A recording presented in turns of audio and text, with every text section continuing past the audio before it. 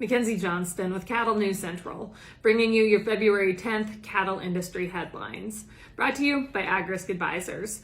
They provide risk management programs to livestock producers all across the West. Whether you're concerned about price or weather risk, AgRisk Advisors, they are here to help. With current day market fluctuations, there is nothing more important than locking in a price floor on your cattle. So if you'd like to learn more about an LRP, go ahead and reach out to an advisor today. Also sponsored by Lemke Cattle. They're going to be hosting their annual bull sale this Friday, February 11th at the ranch near Lawrence, Nebraska. These naturally thick, heavy muscled, complete Angus, Red Angus, and Balancer genetics are developed right, guaranteed, and built for profit, with over half qualified as top dollar Angus sires, while also siring highly maternal, easy keeping females that will keep you in the cow business. Go to lemkecattle.com or DV Auction, or check them out on Facebook for weekly updates and videos. And finally, we're sponsored by American Beef Producer Magazine.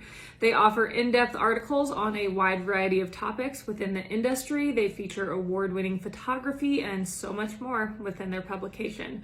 To check out their most recent edition, their February edition, all you got to do is click on the American Beef Producer Magazine link above in the caption. That will take you over to their Facebook page where you can check that out. American Beef Producer Magazine, guiding beef producers for over 25 years. According to Forbes, Nielsen IQ has reported that inflation is at 7%, the highest that we have seen in 40 years. At the same time, meat prices have increased 13% just in the last month. Earlier this week, I reported on Tyson's first quarter financial gains.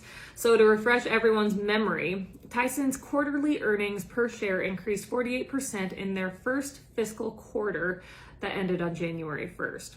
Such an increase helped billionaire John Tyson, chairman of Tyson Foods, increase his fortune by $300 million.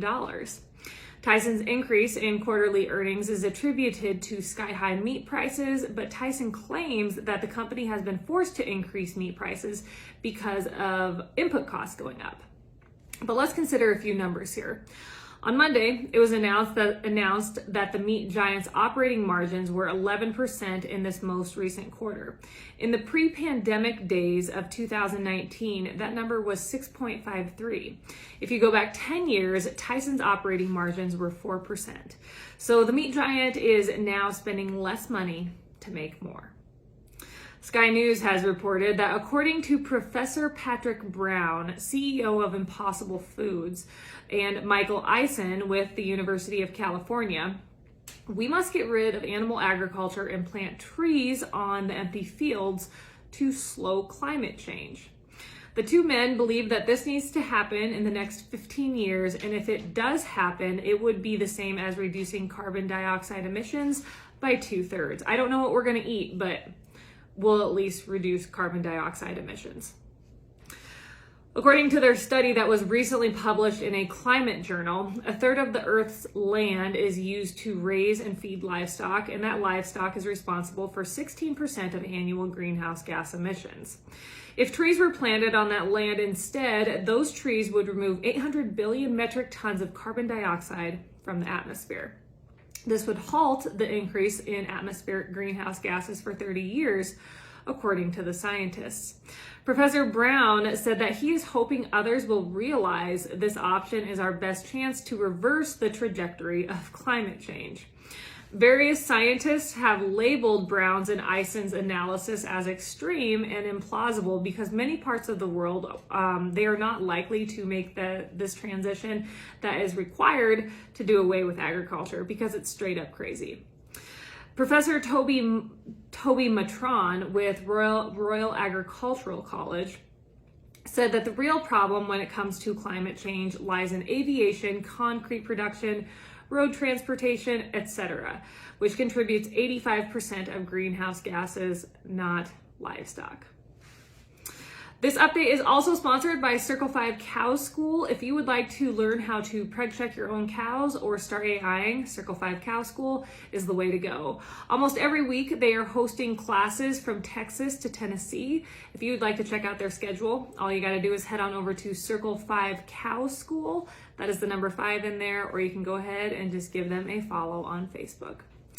Reuters has reported that numerous proposed carbon pipelines in the Midwest are causing hundreds of Iowa landowners, more than a dozen state counties, and a handful of lawmakers to fight to limit the use of eminent domain law by these projects.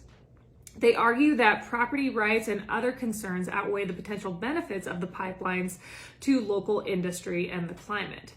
If a landowner chooses to refuse easement, the companies will turn to eminent domain to gain access to that land in order to put these pipelines through. These pipelines would transport carbon captured at biofuel processing plants for injection underground. Eminent domain in the U.S. allows private companies to take over property in their project, if their project is deemed in the public interest and landowners are compensated for that land. The law has been used to ensure energy companies can complete projects like pipelines and transmission lines that move oil, gas, and power to consumers. But eminent domain has yet to be applied to carbon pipelines because they are mostly regulated and cited by states instead of the federal government. As it stands today, there are about 5,000 miles of carbon pipelines in the U.S., mostly in Texas and Wyoming, where the gas is pumped under oil and gas fields to increase pressure and boost production. 5,000 miles, that sounds like quite a bit, but with this new proposal for our country to reach net zero emissions by 2050, which the Biden administration has pushed, another 65,000 miles of pipeline would need to be dropped in the ground. 3 companies, Summit Carbon Solutions, Navigator Ventures, and Wolf Carbon Solutions, have come together and proposed 3,650 miles of new pipeline across the Midwest that would carry 39 million tons of captured carbon annually from ethanol and fertilizer plants to storage sites in North Dakota and Illinois. Iowa would get the bulk of the pipelines with more than 1,600 miles of pipeline, or 48%. 20 counties in Iowa have filed objections to the use of eminent domain for the pipelines. The big question is whether these pipelines serve a public purpose. Of course, the companies that are putting these pipelines in say that they are a must for our nation to basically hit our goal of our climate goals. We need those to hit all of our climate goals that, again, the Biden administration has laid out. But landowners believe the main beneficiaries of the pipelines network would be the pipeline companies themselves, just a small group of people looking to get rich. They are concerned that the pipeline's construction could reduce agricultural yields on affected land, and they are also worried about potential leaks of the heavier than air gas affecting people and livestock.